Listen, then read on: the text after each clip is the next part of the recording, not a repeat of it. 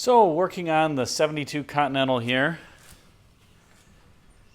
By the way, the headlights are starting to pop open. The car's been off for about a week. So, if after a week this is what happens, that is just normal. This has one motor in the middle, as opposed to two separate ones that Ford used later.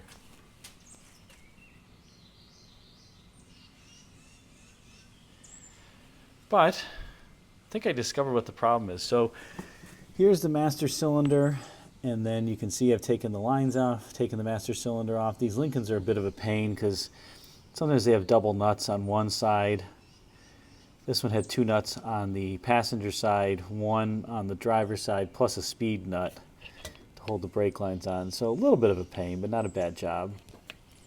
And then this is a little push rod, an adjustable push rod that you can pull out here. And you can see it's threaded, so you can turn this in or out to take up brake slack or add a little more slack if necessary. So this part spins in and out. If you want to make adjustments, don't turn it very far though. I suggest turning it in about half a turn increments, which is a bit of a pain to adjust because you got to take all these nuts off again to adjust it again, but that's what you have to do. So I've cleaned this up a little bit. I'll clean it up a little bit more. But I did notice that now when I'm in the car and I put it in neutral, the brakes are totally free.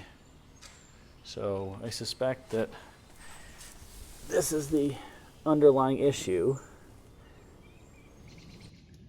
And it's a bit hard to see, but this cylinder is slightly pushed in the back versus the new master cylinder, which means that these brakes are always on. So I suspect that, you can see the huge buildup of gunk here from over the years. It's probably precluding the master cylinder from retracting all the way, leaving the brakes on, then causing the issues that I had where the brakes keep applying. So I'm hopeful that this is it, because this at least looks like a probable cause, which is always a good thing when you're trying to figure out what's wrong. Master cylinders on these, especially these low mileage cars, they tend to be original and never have been replaced, and they need to be. This looks like an original master cylinder. If not, it's very, very old. And then here's the replacement. So I'm going to put this on. I'll probably also just turn that little threaded rod in about 1/4 of an inch just in case. The brake pedal didn't seem to have any slack at the top of its travel, which could be because of this master cylinder issue, or could be because of somebody had adjusted it at some point. So it's not going to hurt it just turning it in 1/4 of an inch, maybe gives it a little bit more slack. So I shall try that, and I will put this in. Master cylinders are really easy, generally speaking, first time repair. You generally only have these couple bolts. You might have it double nutted, as I mentioned, particularly on the Fords. GM, I haven't seen a GM that does that. Then you just fill it up with fluid, get a helper, and then bleed each line, close one off, bleed it till fluid starts squirting through, close that one off, bleed this one till fluid starts squirting through, close it off, and you're done. Very easy job.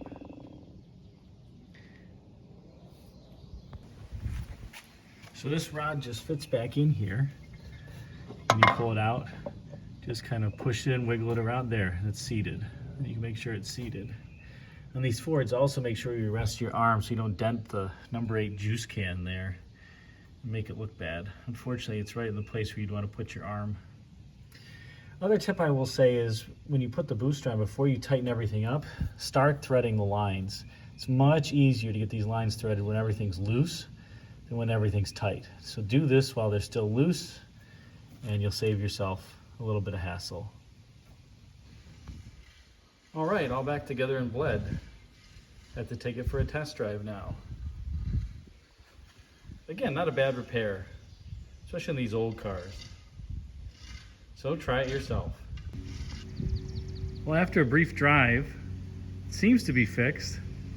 Don't quite know yet. I don't want to take it on a long trip because I want to put a fuel filter in line in between the tank and the pump just to check the quality of the gas that's coming through. I also want to change the antifreeze because I have a feeling it's quite old. But on this little drive that I took, it seems to be fine. So let's hope that that's it. Brakes are moving freely as well. Thanks for watching this video on the 72 Continental and fixing the brakes. Hope you enjoyed. If you did, please like, comment, and subscribe, as that helps the YouTube algorithm serve it up to more viewers like you. And until next time, feel free to check out the video thumbnails at bottom left and bottom right for some suggestions for you. Thanks again for watching. Until next time, take care.